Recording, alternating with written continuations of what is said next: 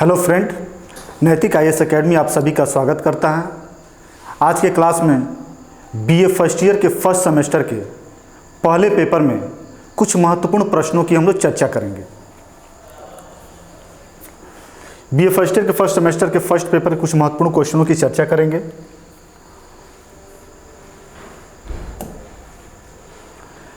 जिसमें पहला क्वेश्चन है, किसने राजनीति को अधिपत्य विज्ञान की संज्ञा दी है? अधिपत्य विज्ञान का मतलब यह है कि मास्टर साइंस।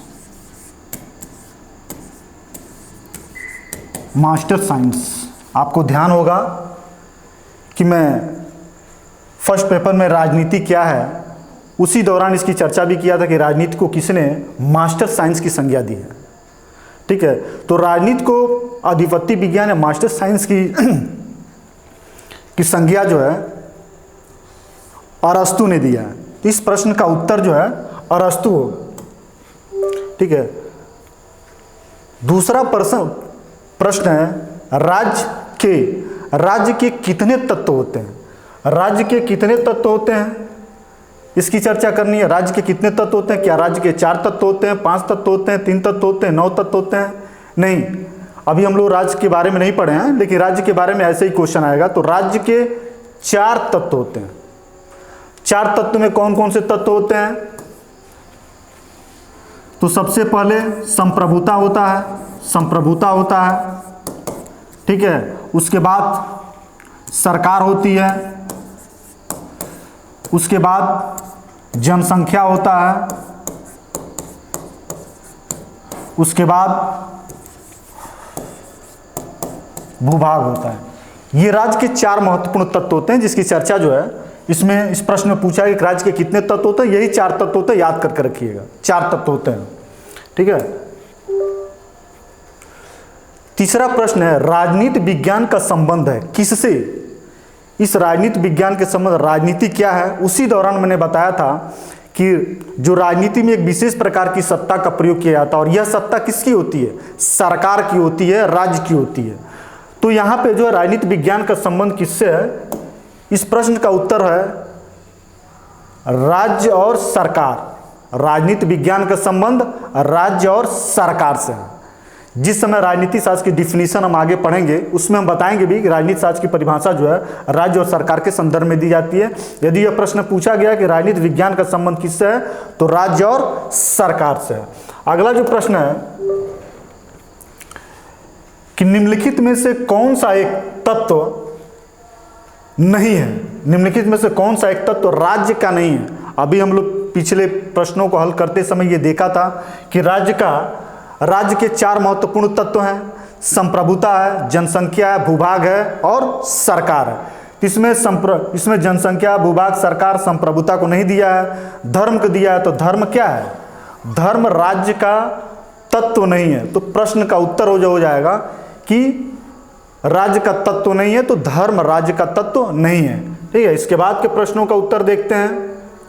अगला प्रश्न, कल्याणकारी राज्य सुनिश्चित करता है। अभी आप लोगों ने ये पढ़ा नहीं है, आगे जो है स्टेट के फॉर्म्स को पढ़ेंगे, राज्य के स्वरूप के बारे में पढ़ेंगे। तो ये बहुत कॉमन सेंस की प्रश्न है कि कल्याणकारी राज्य किसको कल्याण कहेंगे? जो कल्याण का कार्य कर रहा हो, मदद का कार्य कर रहा हो, आर्थिक मदद पहुंचा रहा, उसको हम कल्याणकारी राज्य करते हैं। तो इसमें देखा जाए आर्थिक हित वाले को, सामाजिक हित वाले को, आर्थिक सामाजिक राजनीतिक हित वाले को या सांस्कृतिक हित वाले को। तो हमारा उत्तर होगा कि कल्याणकारी राज्य जो है आर्थिक, सामाजिक और राजनीतिक हित को क्या करता है? यही सुनिश्चित करता है। जो भी राज्य अपने नागरिकों को आर्थिक, सामाजिक और राजनीतिक हितों को सुनिश्चित करता है, सुदृढ़ता प्रदान करता है, उसको हम कल्याणकारी राज्य की श्रेणी में रखेंगे। ठीक है, इसके बाद से अगला जो प्रश्न है वह है,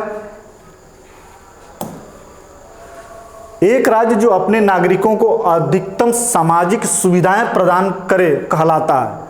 कौन सा राज्य कहलाएगा? किस प्रकार का राज्य कहलाएगा? एक राज्य जो अपने नागरिकों को अधिक से अधिक सुविधाएं प्रदान करता है। अधिक से अधिक सुविधाओं में क्या? आर्थिक सुविधा, राजनीतिक सुविधा, ठीक है, राजनीतिक, आर्थिक, तमाम तरह की जो सुविधाएं हैं इसको प्रदान करने वाले राज्य को क्या कहा जाएगा? समाजवादी राज्य, समाजवादी राज्य, पुलिस राज्य, सर्वोदय राज्य, कल्याणकारी राज्य। तो ऐसे राज्य जो अपने अपने नागरिकों को अधिकाधिक मदद पहुंचाता है उसको हम कल्याणकारी राज्य की श्रेणी में रखेंगे। ये प्रश्न सब पूछे गए हैं और आने वाले जो प्रश्न है, जो सेमेस्टर का पेपर आपका, उन सब पेपर में भी ऑब्जेक्टिव टाइप के ही प्रश्न आएंगे, उसमें ये प्रश्न जो है हो सकते हैं दोहराने के चांसेस हैं, इसलिए इसको याद करके रखिएगा। दूसरा जो प्रश्न है इसके बाद, राज्य का अस्तित्व जीवन के लिए है और इसकी निरंतरता सदजीवन के लिए है। ठीक है, राजनीति क्या है, उसी दौरान मैंने इस परिभाषा की भी चर्चा किया था और यहाँ यह प्रश्न पूछा भी है कि राज्य का अस्तित्व जीवन के लिए और उसकी निरंतरता सदजीवन के लिए। यह उत्तर क्या मार्क्स ने कहा है, प्लेटो ने कहा है, अरस्तु ने कहा है, मैकियावेली ने कहा, किसने कहा? तो हमने राज्य क्या है, राजनीति क्या है, उस चैप्टर के दौरान जब पढ़ाए थे राजनीति क्या है, उसी दौरान मैंने इस कथन की भी चर्चा किया था और बहुत ही इंपॉर्टेंट कथन है, VVI है ये, बहुत ही इंपॉर्टेंट ये स्टेटमेंट है जो आपसे पूछेगा, हो सकता है पूछे भी। अरस्तु का स्टेटमेंट है, अरस्तु ने क्या है कहा है कि राज्य का अस्तित्व जीवन के लिए है और इसकी निरंतरता सदजीवन के लिए। यह स्टेटमेंट, यह वाक्य किसका है? वो अरस्तु का है। ठीक है, इसके बाद जो हम अगले प्रश्न की चर्चा करेंगे,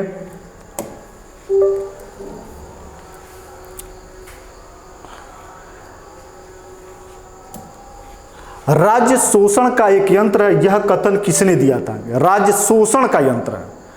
अभी राज्य के स्वरूप के बारे में उदारवादी विचारधारा, मार्क्सवादी विचारधारा, समाजवादी विचारधारा, मार्क्सवादी विचारधारा, लोक कल्याणकारी विचारधारा, आधुनिक विचारधारा, परंपरागत विचार, तमाम सारी विचारधाराओं को आगे हम लोग पढ़ेंगे, लेकिन प्रश्न के रूप में यह आया है तो इसको हम लोग समझ लिया जाए और याद कर लिया जाए, क्योंकि ये परीक्षाओं में पूछे गए प्रश्न है और आने वाले परीक्षा में भी ये प्रश्न पूछे जाएंगे। तो राज्य शोषण का यंत्र है।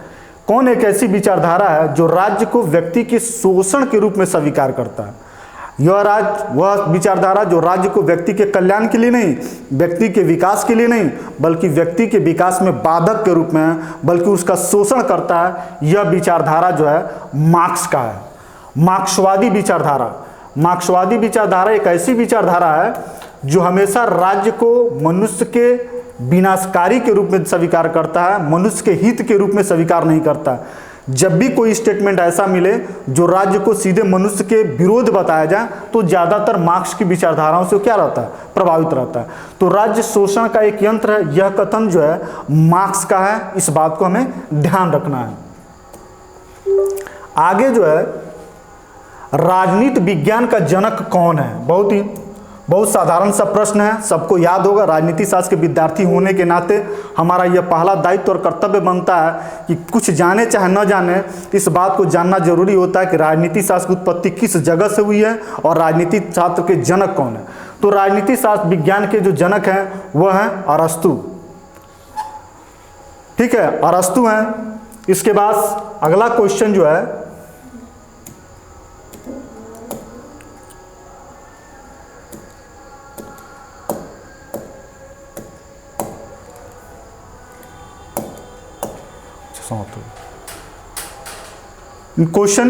इतना क्वेश्चन हम लोग पढ़ लें, लगभग 10 क्वेश्चन का हम लोगों ने अध्ययन, इसके बाद कोई क्वेश्चन नहीं है। इसके बाद अगला क्वेश्चन हम अगले वीडियो में बनाएंगे, 10-10 क्वेश्चन का सॉल्यूशन, 10-10 क्वेश्चन का सॉल्यूशन करके देंगे और कुल मिला जुला के 200-250 क्वेश्चन हम दे देंगे जो आपकी परीक्षा के लिए उपयोगी होगा। लेक्चर वीडियो तो बनेगी ही टॉपिक पे, प्रश्न का संग्रह भी दिया जाएगा, प्रश्नों का उत्तर भी दिया जाएगा, ताकि इन प्रश्नों का याद करने के बाद आप परीक्षाओं में जब बैठेंगे तो बहुत ज़्यादा दिक्कतों का सामना नहीं करना पड़ेगा। ये हम लोग देख लिए 10 प्रश्न का अध्ययन किए हैं, जिस 10 प्रश्नों में मैक्सिमम जो प्रश्नों मिले हैं हमको अरस्तु से संबंधित ही मिला हुआ है। अरस्तु एक ऐसा विचारक है जिसे राजनीति शास्त्र के पिता होने के नाते जो महत्वपूर्ण तो है ही है, साथ ही साथ इतना महत्वपूर्ण है कि जो प्रश्न बनाए जाते हैं उन पर प्रश्न बनाने के दौरान भी अरस्तु से ही ज़्यादा प्रश्न को पूछे जाते हैं। इसलिए हमारा जो लेक्चर वीडियो होगा ये अरस्तु को मेन फोकस करके ही पढ़ाए जाएंगे, कि हमको ज़्यादातर लेक्चर वीडियो उन चीज़ों को ध्यान में रखना है जिन पे प्रश्न बनते हैं, चाहे आपके ग्रेजुएशन के लेवल हो या अन्य कंपटीशन का लेवल हो, क्योंकि हमारा उद्देश्य आपका कंपटीशन प्लस एकेडमी को साथ में लेकर चलना है। ठीक है, धन्यवाद। इसके बाद हम लोग आगे फिर नए लेक्चर वीडियो में मिलेंगे।